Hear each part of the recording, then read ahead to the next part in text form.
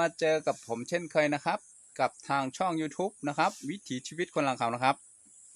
วันนี้ผมจะพามาชมวิวทุ่งนานะครับที่เราจะมาทำการเกี่ยวข้าวนาทั้งหมดนี้นะครับในวันพรุ่งนี้นะครับพรุ่งนี้ผมก็จะนำทีมงานของผมมาประมาณ17หรือประมาณ18คนนี่แหละครับ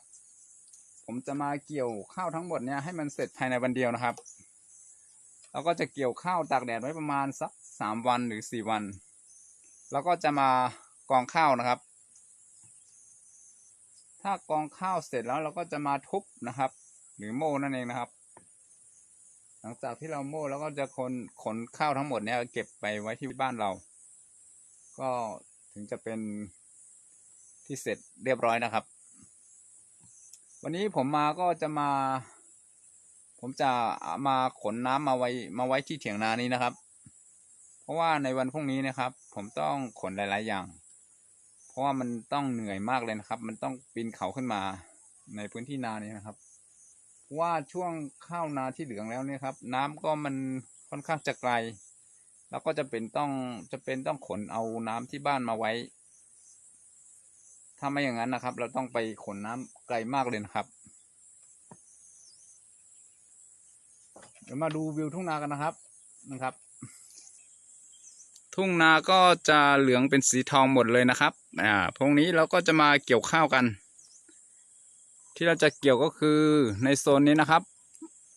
โซนนี้ลงไปนะครับพรุ่งนี้เราจะทำการเกี่ยวข้าวกันทั้งหมดเลยนะครับแถวๆนี้เริ่มจากพื้นที่ที่มีข้าวข้างบนนะครับลงมานะครับลงไปเรื่อยนะครับจนไปถึงเถียงนานู้นนะครับอันนี้ก็จะเป็นพื้นที่นาของผมหมดเลยนะครับพรุ่งนี้ก็ผมจะนำคนงานมาประมาณ17-18คนนะครับแล้วก็มาเกี่ยวข้าวนะครับให้เสร็จภายในวันเดียวนะครับข้าวจะสุกเป็นสีทองหมดเลยนะครับนู่นครับทั้งหมดนะครับจะมีจำนวน10 เจ้านะครับแต่ละเจ้าก็จะมาเกี่ยวภายในวันพรุ่งนี้บางเจ้าก็ยังไม่เกี่ยวแล้วก็จะทยอยเกี่ยวไปเรื่อยๆนะครับถึงยังไงก็พรุ่งนี้เรามาติดตามการเกี่ยวข้าวกับผมนะครับว่าจะมีวิธีการเกี่ยวยังไงเดี๋ยวตามผมมานะครับในวันพรุ่งนี้ผมจะมาสาธิตดูว่าแต่ละที่นะครับการเกี่ยวข้าวการทำนานี่จะแตกต่างกันยังไงนะครับเดี๋ยวยังไงก็อย่าลืมติดตามผมแล้วกันนะครับเดี๋ยวมาเจอกันในวันพรุ่งนี้ครับเราก็จะข้ามรั้วขึ้นบันไดนี้ไป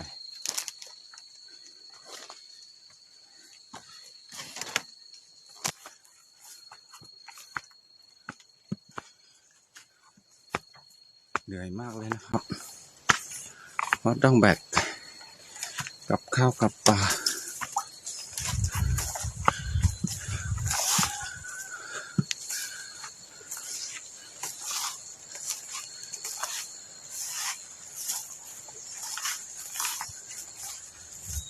นี่ครับมาถึงทุ่งนาแล้ว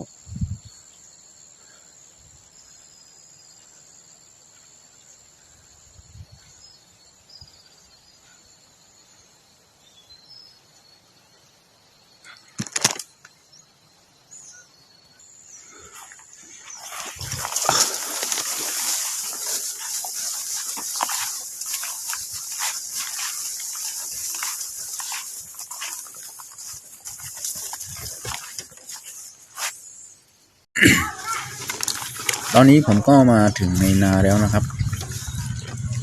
ผมกำลังลงไปหาเถียงนาของผมนะครับ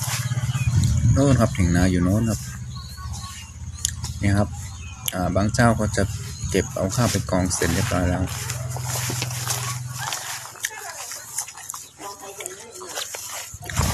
นี่ครับระหว่างทางที่เดินไปหานาข้างซ้ายนะครับจะเป็นนาของคนอื่นนะครับโน้นครับเถียงนาของผมอยู่โน้นครับใกล้จะถึงแล้วนะครับตอนนี้ผมกำลังแบกพวกกับข้าวกับปลานะครับก็จะไปไว้บนเถียงนาตอนนี้ก็คนยังไม่มาถึงนะครับเราจะมาก่อนคนจะเกี่ยวข้าวของเราผมก็จะเอาพวกกับข้าวปลาครับไปวางไว้บนเถียงนาก่อน แล้วก็จะพักเหนื่อยพักแรงรอคนที่จะมาเกี่ยวข้าวกับเราก่อนที่เราจะไปเกี่ยวข้าวนะครับ ก็มาดูวิวทุ่งนากันก่อนนะครับนะครับมีหมอกปกคลุมเต็มไปหมดเลยนะครับมองไปก็จะไม่ค่อยเห็นระยะไกลนะครับหมอกจะหนามากเลยแล้วก็จะหนามากตอนนี้อุณหภูมิก็อยู่ประมาณ7 องศาแล้วครับ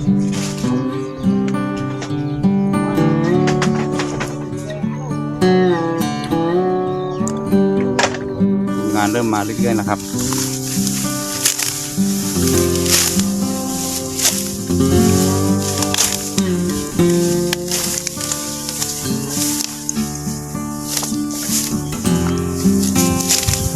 นี่มาอีก2 คน 3 คนนะ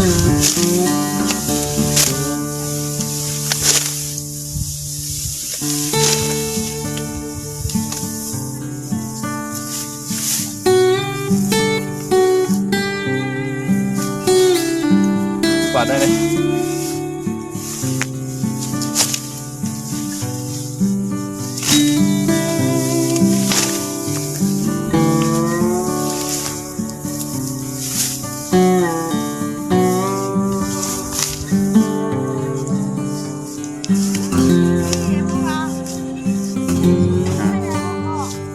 นี่ครับเริ่มมาเรื่อยๆแล้วนะครับทีมงาน เดี๋ยวก็จะมาเรื่อยๆจะมีงานทั้งหมดประมาณ18-19 คนเลยนะครับอันนี้ตอนนี้ยังมาไม่หมดนะครับเขาก็ไปพักเหนื่อยพักแรงกันบนเถียงนาเดี๋ยวก็จะลงเกี่ยวข้าววันแล้วนะครับ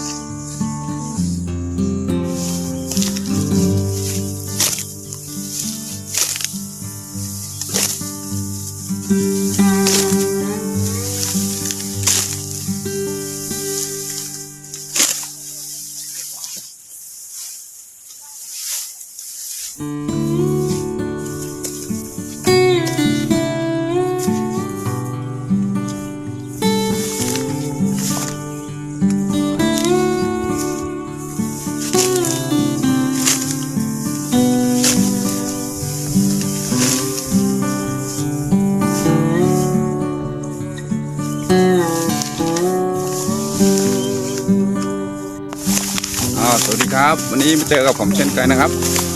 ผมจะพาทุกคนมาเกี่ยวข้าวผมนะครับวันนี้นี่ครับทีมงานของเราก็จะมาเรื่อยๆนะครับวันนี้เราก็จะมีทีมงานอยู่ประมาณ17-18 คนนะครับนี่ครับเรามาเริ่มเกี่ยวกันครับ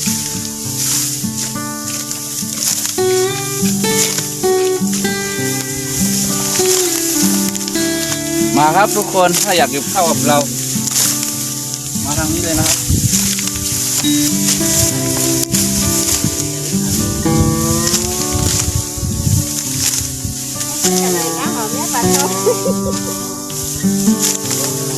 เนี่ยปัดโทรได้เลย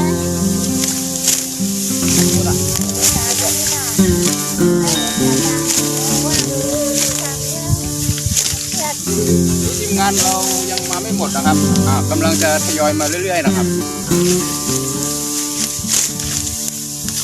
มาก่อนก็เกี่ยวก่อนครับ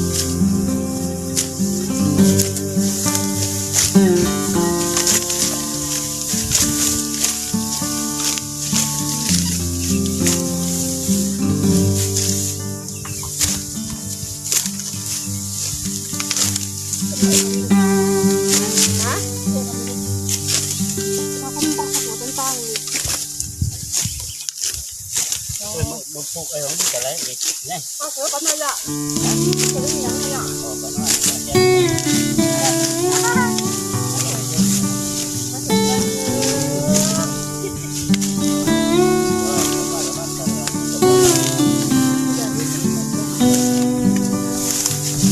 nó chập nó bị luôn rồi đau นี่ครับกำลังทยอยมาเรื่อยๆนะครับคนเกี่ยวข้าวของเรา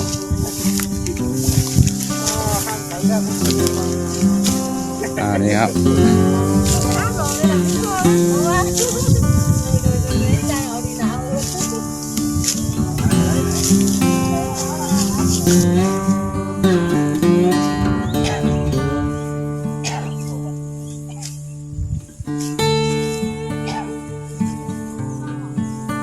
ก็จะเกี่ยวข้าวทั้งหมดเนี่ยนะครับ จะใช้เวลา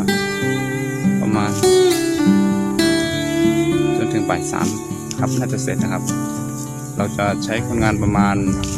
17หรือ18คนนี่แหละครับเดี๋ยวมาดูกันนะครับว่าจะแล้วเสร็จภายในกี่โมงนะครับ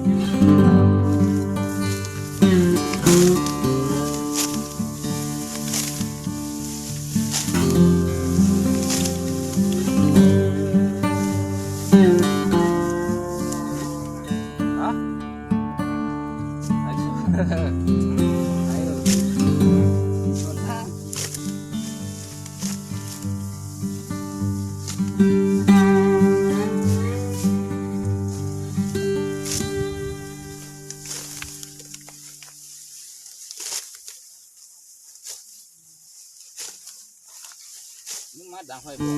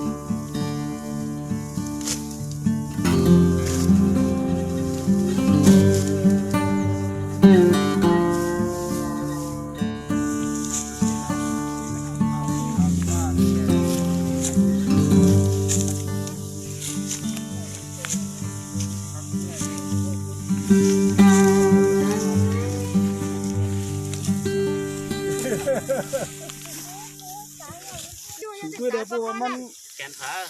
หาเมามาเสียหาเมา เขียนอะไรนะชี้นั่นน่ะ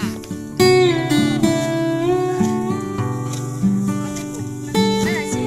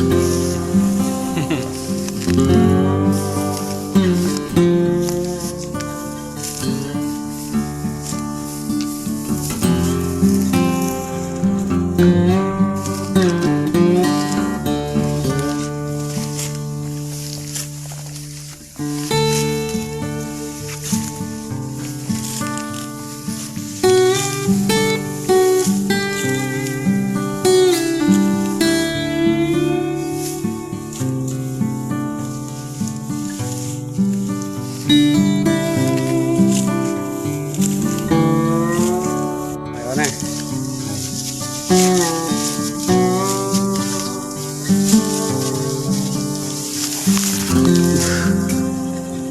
หนาวเนาะ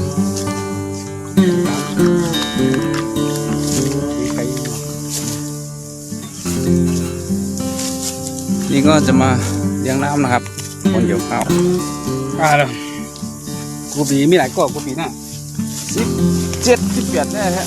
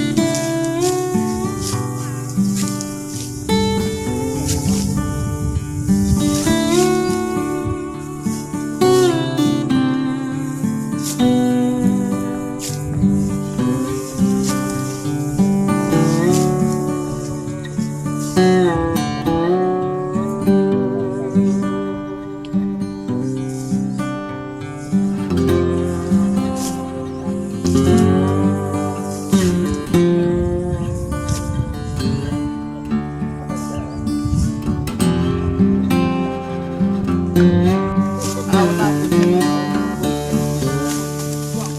ของคนใส่เข้าในกองถ่ายทำร่วมก็ได้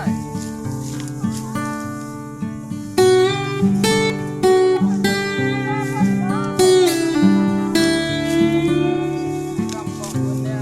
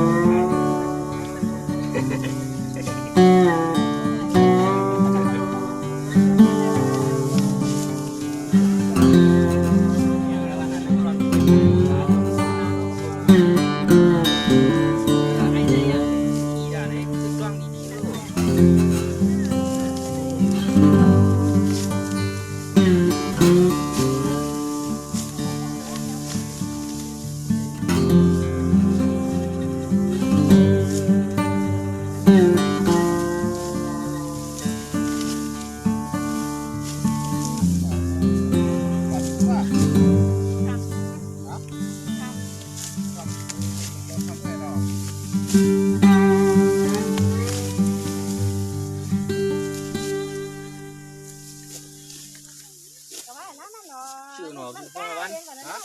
ชื่อหนอชื่อกวนน่ะชื่ออะไรชื่ออะไรชื่อพ่อน่ะชื่ออย่างก็กูดิ้นเลยอ่ะ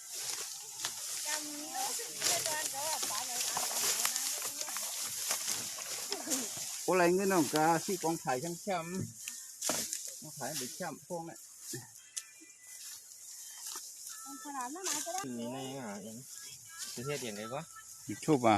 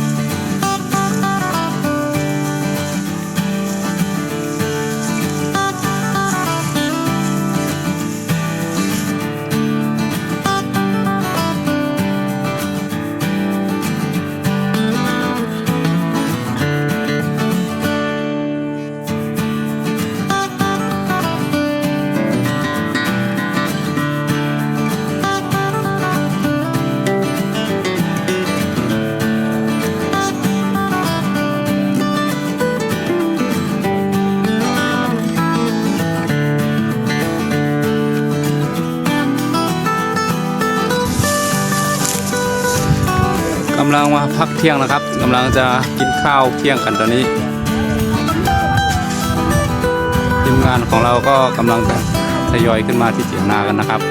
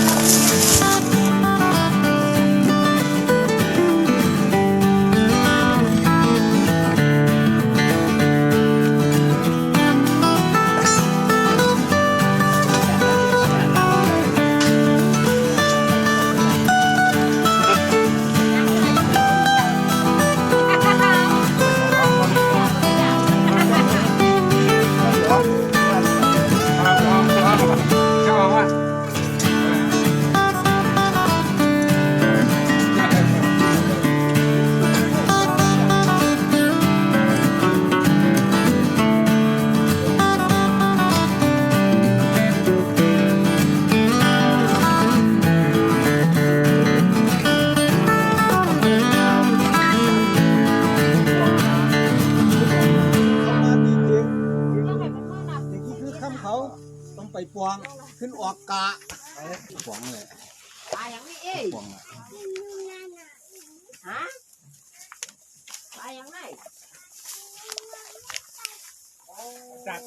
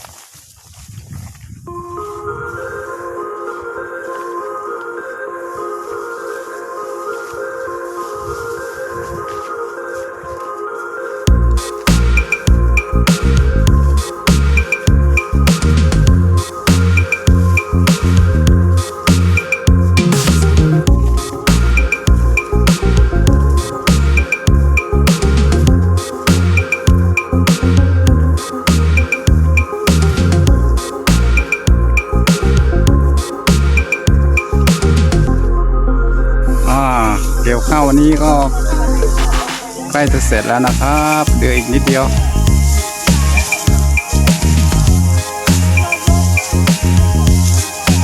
กำลังจะแยกย้ายกันกลับบ้านนะครับ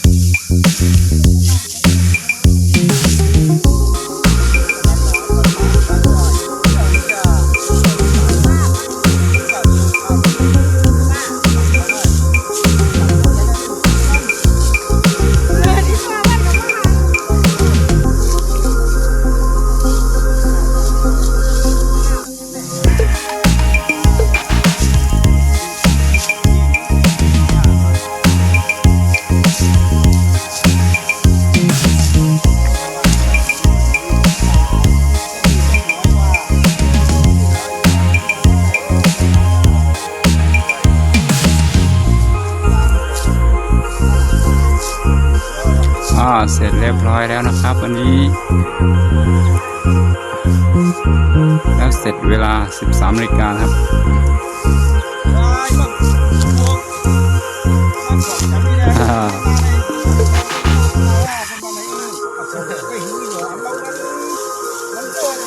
ใครที่นี่เนี่ยหัวอาจจะพังเอาตุ้งตุ้งตุ้งตุ้งว่ะโอ้ยช้อน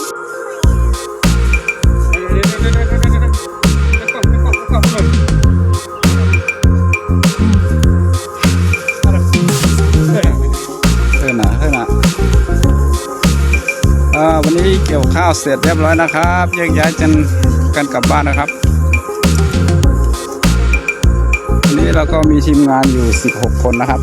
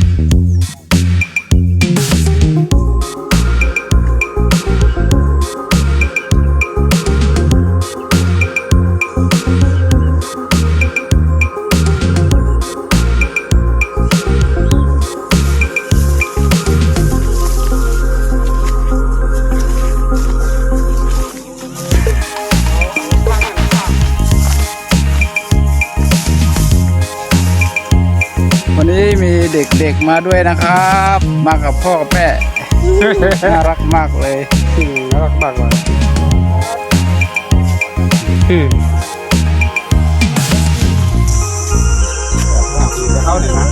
ยังไงก็ถ้าชอบคลิปนี้ก็อย่าลืมกดไลค์กดแชร์และกด Subscribe ด้วยนะครับ